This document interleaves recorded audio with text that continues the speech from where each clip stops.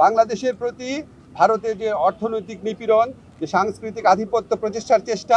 অভ্যন্তরীণ ব্যাপারে নাক গলানোর চেষ্টা, সেটার নিন্দা জানানো হয়েছে এবং ভারতকে বাংলাদেশের প্রতি মর্যাদাশীল আচরণ করার, সৎ প্রতিবেশী সুলভ আচরণ করার আহ্বান জানানো হয়েছে। আজকে আমাদের যে ফ্যাসিস্ট আওয়ামী লীগ সরকার এবং তাদের দোসররা বাদে বাংলাদেশে যত পলিটিক্যাল পার্টি আছেন সবাই আজকে উপস্থিত ছিলেন। নানান মত পথ আদর্শের ভিন্নতা ছিল, কিন্তু সবাই একত্রে বাংলাদেশের সার্বভৌমত্ব, অস্তিত্ব, স্বাধীনতা এবং মর্যাদা রক্ষার প্রশ্নে সবাই ঐক্যবদ্ধ থাকার ঘোষণা দিয়েছেন এবং ঐক্যমত জানিয়েছেন। ওনারা এই সমস্ত আমাদের এই সভাতে যেই সমস্ত বিষয়ে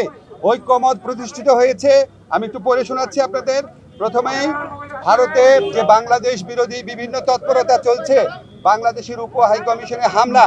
বাংলাদেশ বিরোধী প্রচারণা, বাংলাদেশের অভ্যন্তরীণ ব্যাপারে হস্তক্ষেপ, এসবের তীব্র নিন্দা জানানো হয়েছে এবং ভারতের এই সমস্ত পদক্ষেপের বিরুদ্ধে বর্তমান সরকারের যে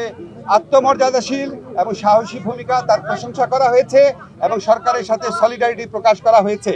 তবে একই সাথে ভারতের এই সমস্ত প্রচারণার বিরুদ্ধে সরকারকে আরও শক্তিশালীভাবে, আরও বেগবানভাবে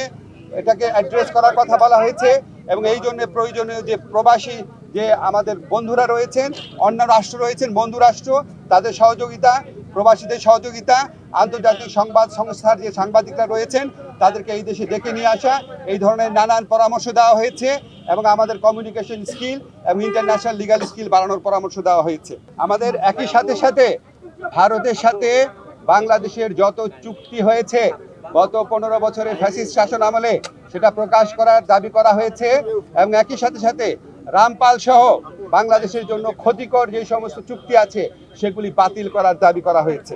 বাংলাদেশের প্রতি ভারতের যে অর্থনৈতিক নিপীড়ন, যে সাংস্কৃতিক আধিপত্য প্রতিষ্ঠার চেষ্টা, অভ্যন্তরীণ ব্যাপারে নাক গলানোর চেষ্টা, সেটার নিন্দা জানানো হয়েছে এবং ভারতকে বাংলাদেশের প্রতি মর্যাদাশীল আচরণ করার, সৎ প্রতিবেশী সুলভ আচরণ করার আহ্বান জানানো হয়েছে। আমাদের এই পরিস্থিতি মোকাবেলায় ভারত বাংলাদেশ বিরোধী যে বিভিন্ন প্রচারণা চালাচ্ছে, এই পরিস্থিতি মোকাবেলায় সকল সম্প্রদায়ের মানুষের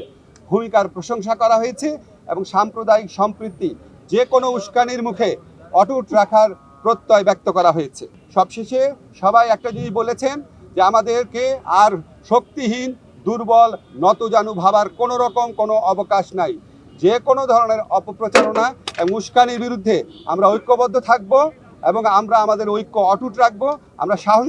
সাহসী থাকবো এবং আমরা ভবিষ্যতেও যে কোনো ধরনের প্রচারণা আসলে, যে কোনো ধরনের উস্কানি আসলে আমরা আমাদের ঐক্যকে আরও বেগবান দেখানোর একটা প্রচেষ্টা অব্যাহত রাখবো।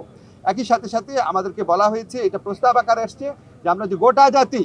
এই যে ভারতের অপপ্রচারণার বিরুদ্ধে ঐক্যবদ্ধ রয়েছি, এই জন্য আমরা সবাই মিলে একটা সমাবেশ করতে পারি কিনা, সবাই মিলে একটা পলিটিক্যাল কাউন্সিল করতে পারি কিনা, এমনকি নিরাপত্তা কাউন্সিল করতে পারি কিনা, এই ধরনের প্রস্তাব আনা হয়েছে।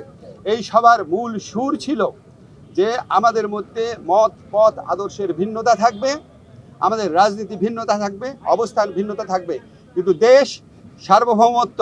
এবং অস্তিত্বের প্রশ্নে আমরা সবাই এক, সবচেয়ে উপরে দেশ এবং এটার থেকে আমরা কখনো বিচ্যুত হব না। বাংলাদেশকে দুর্বল, শক্তিহীন, নতজানু ভাবার কোনো রকম অবকাশ নাই। এটা এই জাতীয় ঐক্যমতে, এটা একটা জাতীয় সমাবেশের মধ্যে দিয়ে, সকল রাজনৈতিক সমাবেশের মধ্যে দিয়ে এই বার্তা প্রকাশ করতে, এই বার্তা জানিয়ে দিতে বলা হচ্ছে।